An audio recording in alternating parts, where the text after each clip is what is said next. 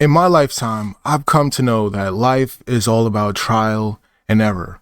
It's all about the trials and tribulations and overcoming your hardships through crafty thinking and, going through the problem. While we go through life, mistakes are made because we're not perfect. No one is perfect.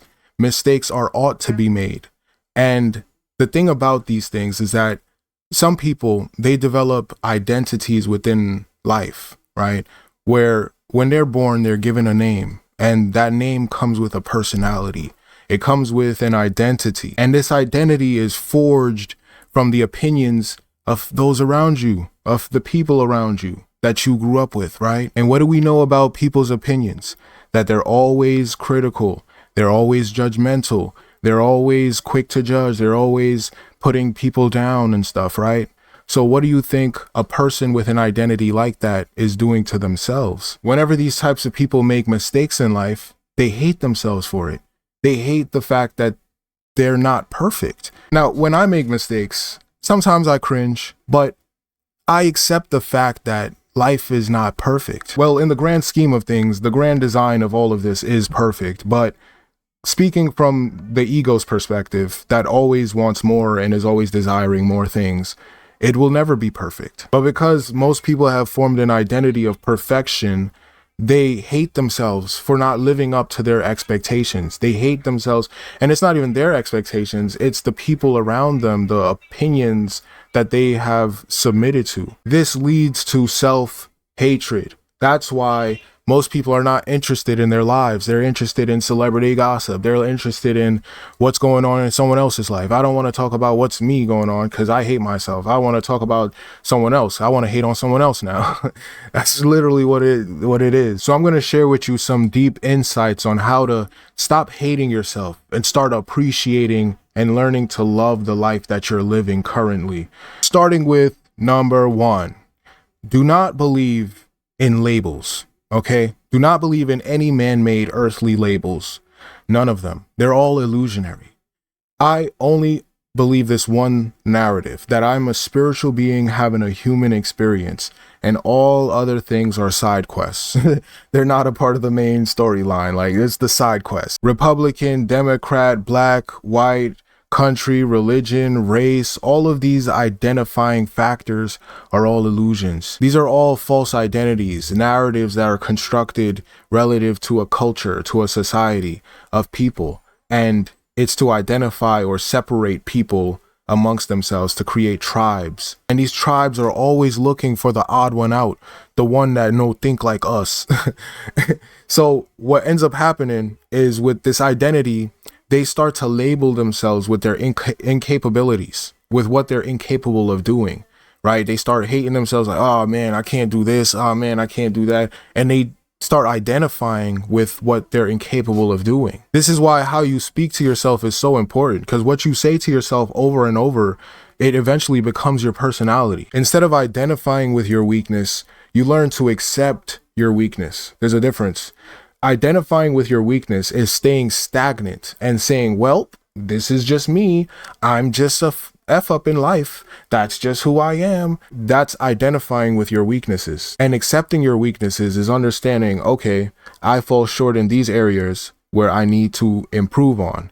I need to put more conscious attention in those aspects of my life where I can build awareness around it and see and develop skill. Making mistakes is a natural part of the journey.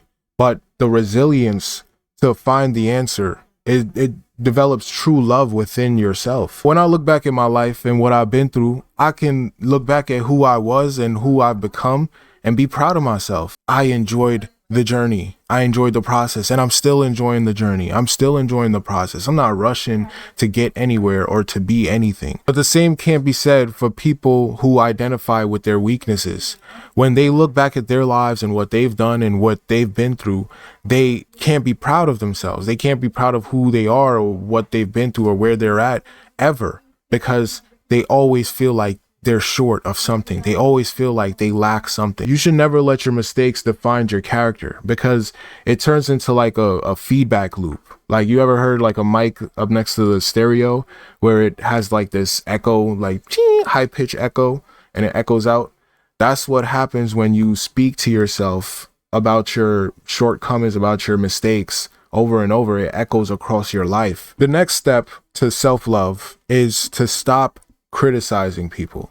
Stop looking at what everybody else is doing and saying how you would have done it better, telling them that, oh, what they're doing is wrong and what I'm doing is right. Like, no one truly has the right answers to life. They only have the answers to their lives. Whenever I mention others, I don't talk about the person themselves. I talk about the psychology, the mindset within the person, right? It's just like the saying goes, love the sinner, but hate the sin, right? Like, the person sometimes has nothing to do with it. Sometimes that person is completely unconscious to their habits, to what they're doing, and they're programmed. And you have to look at the programming instead of the person that's being programmed. Because when you criticize somebody for doing something that you would have been doing too, if you were given the same predicaments that they were given, it makes you out to be a hypocrite. Now, there is such a thing called constructive criticism, where you want to see the person constructively, get better, right? Get better at whatever they're doing. So you criticize them on certain areas that they fall short. They might not be able to see the areas that they fall short in, right? So as a critic, you come in and be like, oh, I think you could have been better at the lighting, with the speech right here, with that, constructive criticism. But then you have ego criticism, where people criticize others to feel better than those other, like, when they criticize that person, it's like a subconscious signal to themselves that they're better than that person. I'm better than you, so I get to talk down to you. I get to look down upon you. These types of people think that they're more perfect than the one that they're criticizing. They think that they're better than them. And because of this way of thinking, because of this mentality, they set high standards right? Unrealistic high standards that not even they can match. When they can't match those high standards that they've derived from criticizing people, they hate themselves. Which leads me to the next point: loving imperfections. Not everything in this accursed world goes as planned. Not everything goes as planned in life, man. Imperfections are a part of the journey. It's a part of what makes life interesting in the first place, man. Like, if it's just all picture perfect, everything is symmetrical, every bird is just one shape, everybody is one size, everybody, like, that would be so boring and lame. We need the diversity, man. And I'm starting to think that perfection is more of a subjective thing, right? Like, someone could think that, Elvis Presley was perfect in music. He was the perfect performer. Right? That's their definition, or that's their standard of perfection when it comes to music, right? And then someone else comes in like, what? Nah, Michael Jackson was the king of pop, you know what I'm saying? And then that's their standard for perfection. Like, I think perfection is really just a subjective thing that comes down to the individual, like what you put on a pedestal in your head. See, I think that Michael Jackson's performances were perfect. When he did that moonwalk and he went out on stage, he just did one hand, everybody started fainting. Like, bro, like, to me, he was like one of the most phenomenal performers. And himself was like hard on his own performance. He looked at his performances and was cringing sometimes. It's beautiful.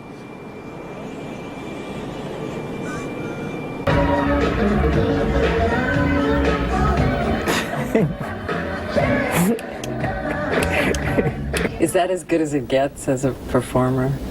Gee, if I say no. So when we let go of the need to be perfect, which is also a constructed, concept, because what is perfection, right? When we let go of that illusionary need, we can make space for true appreciation, true love. The next understanding, or I would call this a practice to have, to develop more love within oneself, is the ability to say no to people. It becomes difficult to say no to people because we've become attached to doing unimportant things in life, doing things that are taking you away from your purpose, taking you away from your development. Now, we can talk about what is purpose. I would say it's the learning process. There's always going to be a learning process when it comes to something in your life. And that learning process requires time. You need to sink time into that learning process. Whatever that learning process may be, you need to sink time into it. And there are distractions that arise in life that take you away from that learning process. These distractions come in all shapes, forms, and sizes. Friends, family, urges, all these things. You have to develop a discernment to see what is going to progress your storyline and what is going to keep you stagnant within your life, and have that ability to say no to the things that are going to keep you stagnant. Now, keep in mind, bro, those things that are meant to keep you stagnant will always be there, right? Like the clubs, the friends, the drugs, the parties, the games, all of that stuff. It's all gonna be there still because it's meant to keep people stagnant, or it's meant to keep you in one spot. The reason why I say this is because a lot of times we fear losing or missing out on things, right? The fear of missing out. We fear missing out on the fun. Like, oh, we're not gonna have fun.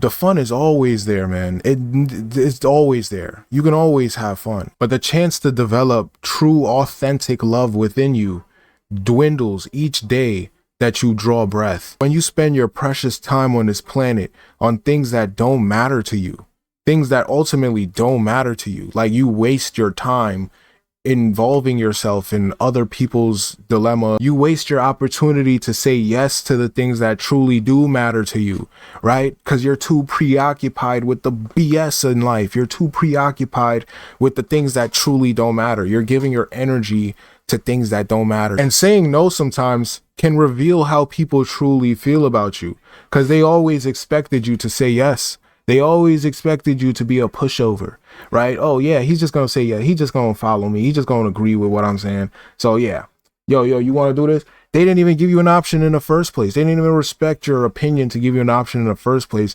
They just expected you to say yes. And once you say no, now it's a problem. It's like that saying that goes, if you don't pursue your goals, someone else will use you to pursue theirs. When you start pursuing your goals, when you start putting your foot down and saying no, because no is a tool to control, or is a tool to gain control over your time again. When you say no to people, like, no, I'm not going to sink my time into this that you're asking me to sink my time into.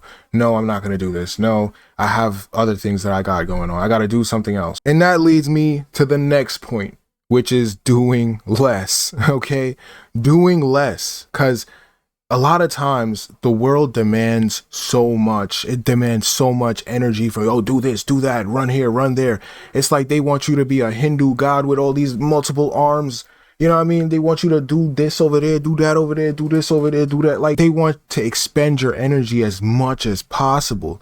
So you have to be conscious of your own cycle, your own ins and outs when it comes to energy, how you get your energy and how you expel it. A lot of times people constantly demand you to do more than the person who's demanding you would ever do themselves.